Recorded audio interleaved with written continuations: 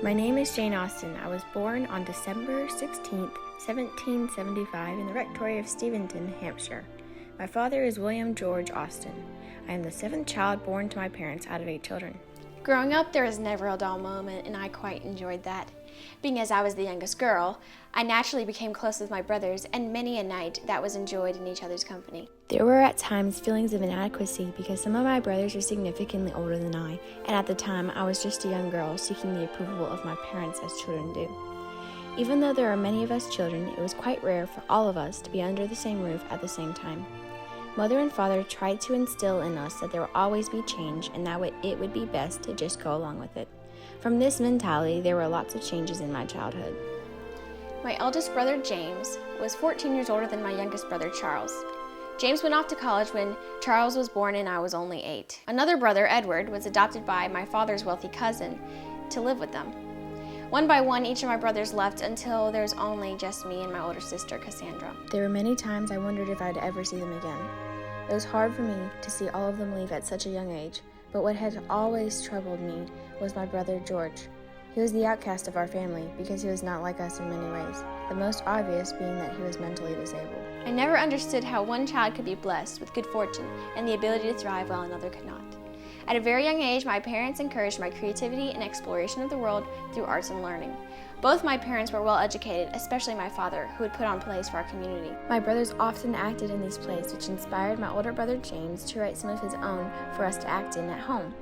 During rehearsals, I learned so much about personas and how plays work. This would definitely help me when I started my writing career. My sister Cassandra has been my best friend, guide, and confidant through all these years. The sisters' relationship in my first book, Sense and Sensibility, is modeled after ours. Cassandra and I were inseparable. When it was time for her to go off to Oxford, I gladly joined her, even though I was only 7 years old. While at Oxford, there was a sudden outbreak of illness, which led to the removal of both of us to a safer place. Our guardian at the time, and teacher, Mrs. Crawley, took us to Southampton, where both of us got terribly ill despite her measures to keep us from sickness. Though I did not know this at the time, Mrs. Crawley did not tell my parents that we had been removed or that we had fallen ill until it seemed like it was too late. Somehow, a friend told my mother, and Cassandra and I were brought home to recover. After our recovery, we were sent away to the Abbey School for Girls in Reading for another 2 years. In those years, I learned much from my teacher, Mrs. Letourneau. By age 11, I had finished my formal schooling and returned back home to study and write poetry. Back at home, my older brother James encouraged me to learn much about poetry and classical literature. James was instrumental in my writing. Not only did James want to and enjoy talking about literature with me at length, he was also a very accomplished writer himself. Henry, my other brother, helped get some of James's works published and was also a big supporter of my early writings. They both showed me what good writing was and helped me gain confidence in my own writing.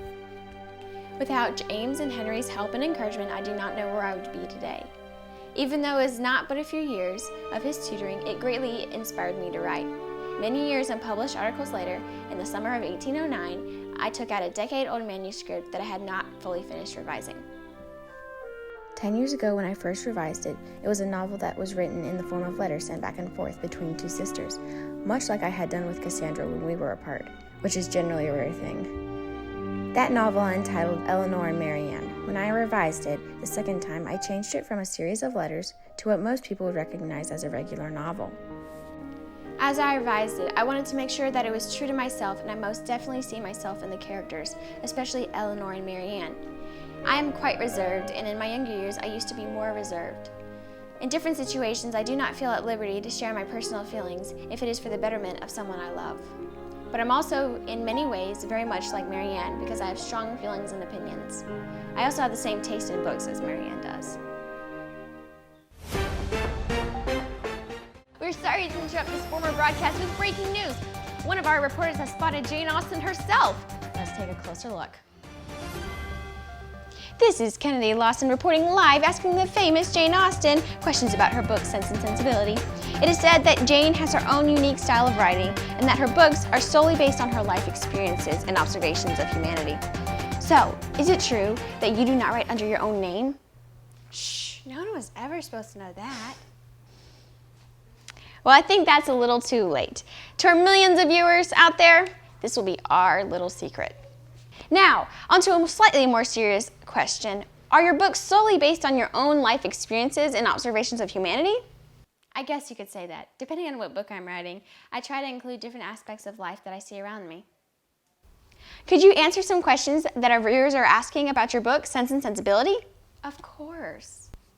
A viewer from Houston, Texas wants to know what you meant by this quote. If I could but know his heart, everything would become easy. Incidentally, our viewer said that she absolutely loves this quote because it matches her situation. She also wants to print on a sweatshirt. I beg your pardon. I don't know what a sweatshirt is, but I thank you for your kind words. To put the quote into context, Marianne is speaking about her past lover, Willoughby. She says this because she knows that men can say and act certain ways to portray something that will convince women of their love while their hearts are far, far from even caring about the women that they're deceiving. How does this relate to the entirety of the book? It, in many ways, explains the entirety of the book because both Eleanor and Marianne wish they could have understood the heart and intentions of their lovers. If only they had known, it would have saved them a deal of trouble and heartache. But human relationships are far too complex to be that simple. And if they had known, we wouldn't have a story, would we? Wow, that is so deep. I'm sure all of our viewers will love this content. What about this quote? Sometimes one is guided by what they say of themselves and is frequently by what other people say of them, without giving oneself time to deliberate and judge. This quote is especially true for Marianne because she is seen as a naive, emotional person to everyone around her, thus she acts that way. Some of her personality does lend itself to that as well. To me, it is very important that my characters in my books teach readers about something that they can use for the rest of their lives. This is true for that purpose because we as people need to stop and think how we act, not on how other people think of us. For the main characters, Eleanor and Marianne, this is very important. They run into issues about what others think about and talk about them, and they have to make a choice. They feel the need to prove to others that they are not lesser people because they have less money than others. This is a social issue that I personally experienced when my father died, leaving my mother, Cassandra, and I without a regular income. So like myself, Eleanor and Marianne feel the need to prove something because they are not just the people that others talk about. They are interesting and smart individuals who need to be seen for their personal value instead of what the culture says about them. By the end of the book, both of them have found their value. That's amazing. There are many people today who need to find their value and be true to themselves. These last two quotes from your amazing book say, "It is not time or opportunity that is one to determine intimacy. It is disposition alone. 7 years would be insufficient to make some people acquainted with each other, and 7 days are more than enough for others. And she is without any power because she is without any desire of command over herself." What were you meaning by these when you wrote this? The first quote, as you say, is referring to how love can be different for everyone in every relationship.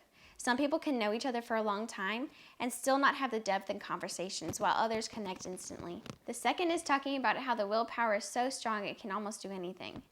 In my book, I think this is crucial because Eleanor has the willpower to keep her feelings locked away in her heart, while Marianne does not even try to keep her emotions to herself. Even though it is a reference to a woman, many of the other characters have been able to keep their thoughts and feelings hidden, making them seem wise. Thank you, Jane, for this wonderful interview. But that's all the time we have for today. Back to you, Maveen. Thank you, Kennedy. Jane's life and legacy that she left through her books for us has been and still is impactful to today's society. Her books are widely accepted and highly esteemed. They painted an accurate picture of what domestic life would have been like in her time through scenery, relationships, and insightful descriptions of emotions. Jane used the seemingly mundane daily activities, joys and sorrows, conflicts and personal lives of her life and other English people around her as the backbone for her engaging stories. Her books pointed out social injustices that women faced during the 1800s. Today, many books are written about her life and who she was. Though she did not live past the age of 41, she helped pave the way for women to become published writers. Her writing style also sparked a realistic style of literature that became popular a century after her death. Jane Austen's writing, especially Sense and Sensibility, is focused on relationships, becoming one of the first writers to write about everyday occurrences. She'll forever be known as our beloved Jane Austen.